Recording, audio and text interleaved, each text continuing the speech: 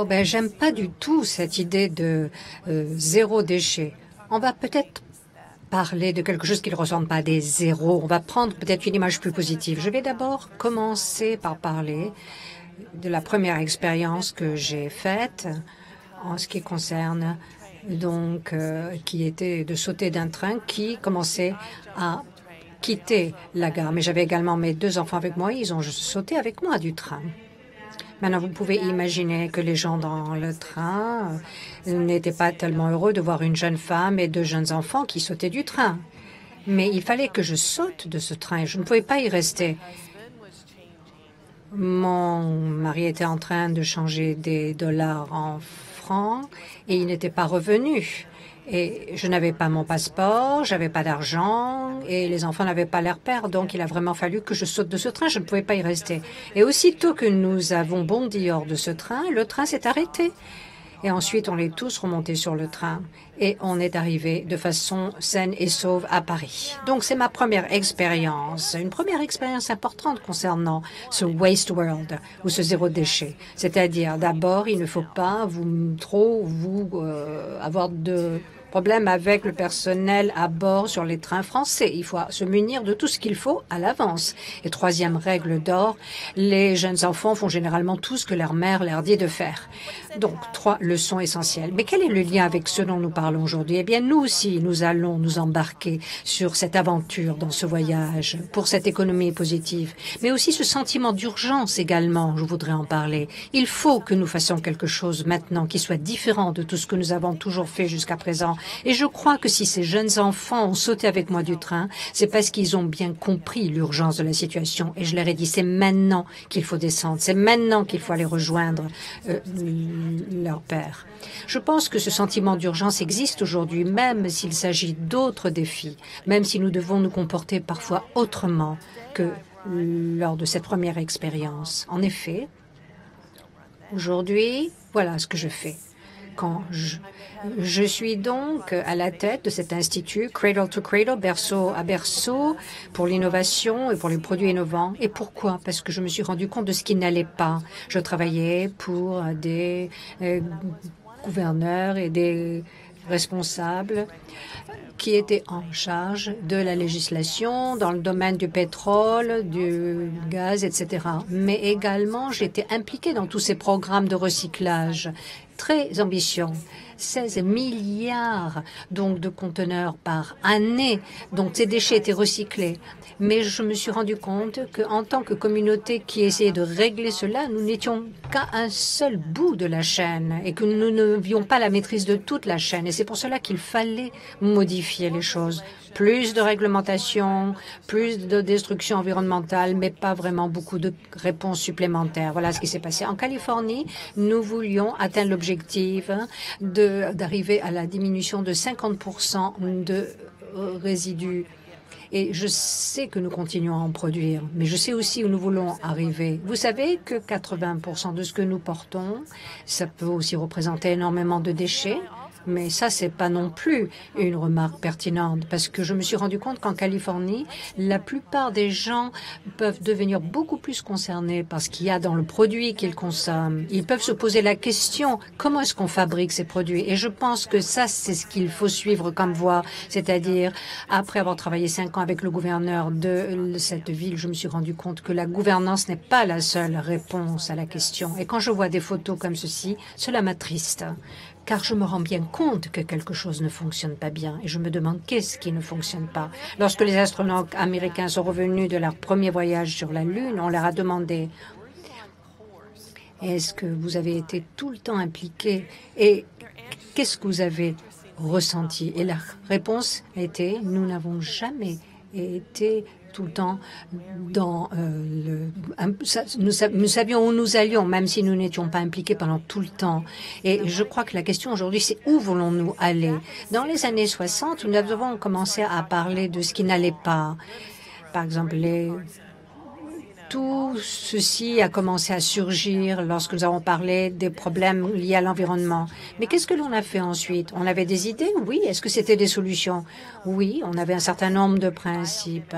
Nous avons fait, par exemple, un certain nombre de choix qui nous permettraient d'imiter la nature, de voir comment nous pourrions faire. Et c'est pour cela que j'ai appelé ma fondation Cradle to Cradle, berceau à berceau, pour boucler la boucle. Voici un livre, donc, dont je veux vous parler, Cradle to Cradle.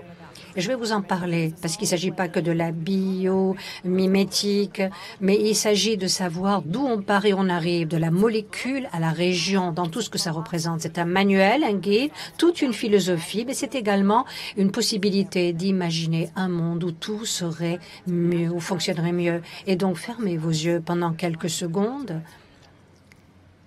Et on va essayer d'imaginer justement tout ce qui se passe dans le monde à l'heure actuelle.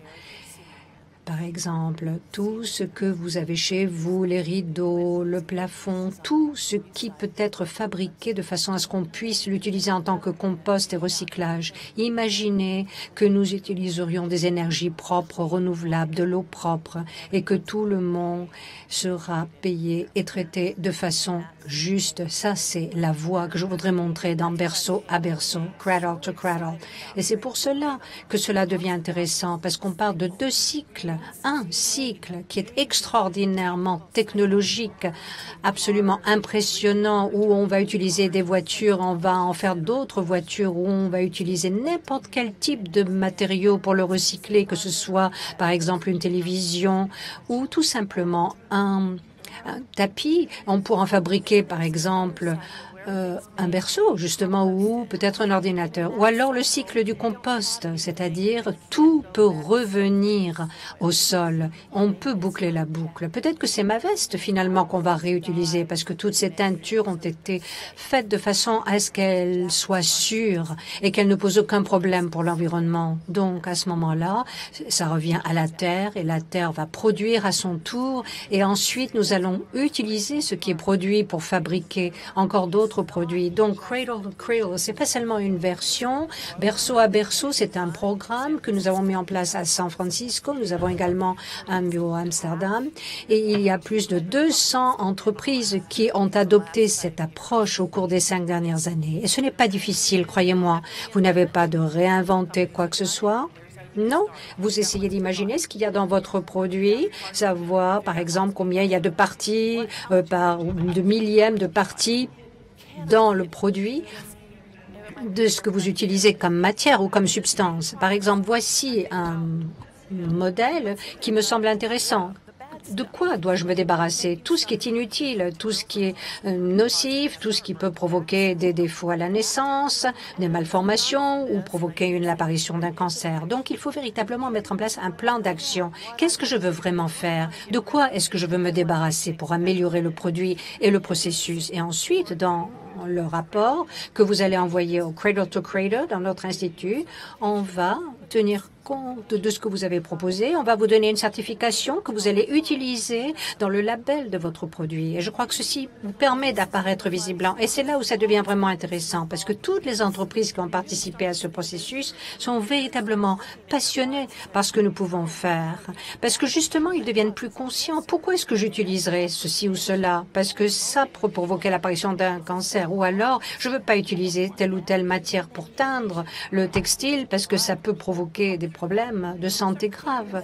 Donc, la question essentielle, c'est où est-ce que le produit va finir sa vie ou la vie de son cycle quand il ne sera plus utilisé ou utilisable.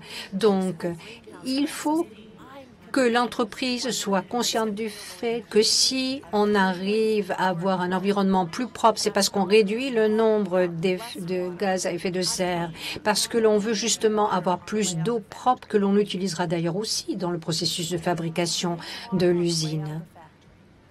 Donc, imaginez une rivière en Chine où l'on peut savoir quelle sera la mode de l'année d'après à cause de la couleur de la rivière. Il faut des années pour nettoyer ces rivières, purifier.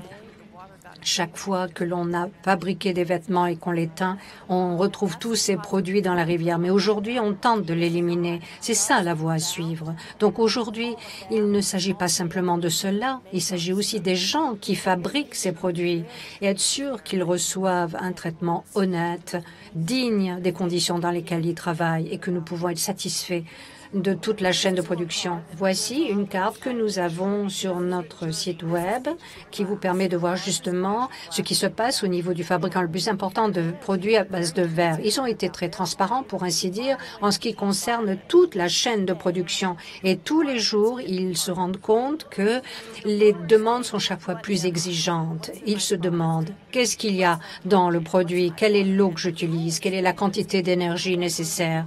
Ça veut dire que nous avons au bout de la chaîne des produits qui sont propres, qui peuvent être recyclés, utilisés pour le compost. Voici des systèmes de récupération. Ça, c'est EcoVert.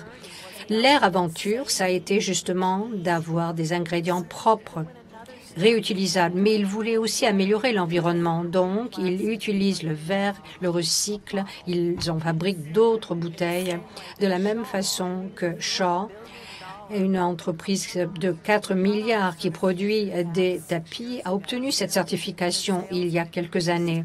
Ils ont augmenté fortement leurs ventes de 30 et quelques %. Et la France va être le siège de la COP21, une réunion essentielle dans quelques mois. Et malheureusement, tout ce que l'on sait de l'environnement nous attriste. Mais voici quelque chose dont on ne parle pas.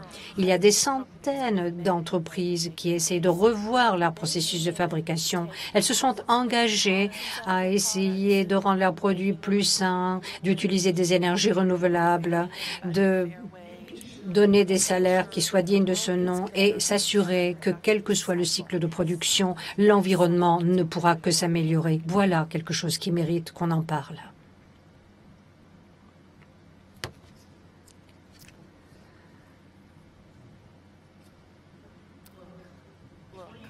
Eh bien, il y a 20 ans de cela, si j'avais eu ceci entre les mains, je n'aurais pas eu à risquer ma vie et celle de mes enfants en sautant de ce train. Et si je vous disais que vous auriez ce genre de petit appareil électronique qui ressemblerait tout simplement à une petite carte qui contient aussi une caméra, vous ne m'auriez pas cru il y a 20 ans. Mais aujourd'hui, ce que je veux vous raconter, c'est que pour l'économie positive, nous avons déjà un socle, nous avons un cadre. C'est un programme de certification qui a été mis en place par 200 entreprises différentes dans le monde. Et dans 20 ans, vous et moi, nous serons encore à la même place. Et cette présentation, peut-être, vous reviendra à l'esprit et vous allez vous en rappeler et vous allez vous dire à ce moment-là, après tout, elle avait raison. Nous pouvons y arriver. Nous pouvons commencer dès à présent. Nous pouvons avoir cette économie positive. Et c'est un processus que personne ne pourra interrompre. Ne sautons pas du train. Restons sur le train et continuons à avancer. Merci beaucoup. Thank you, Bridget.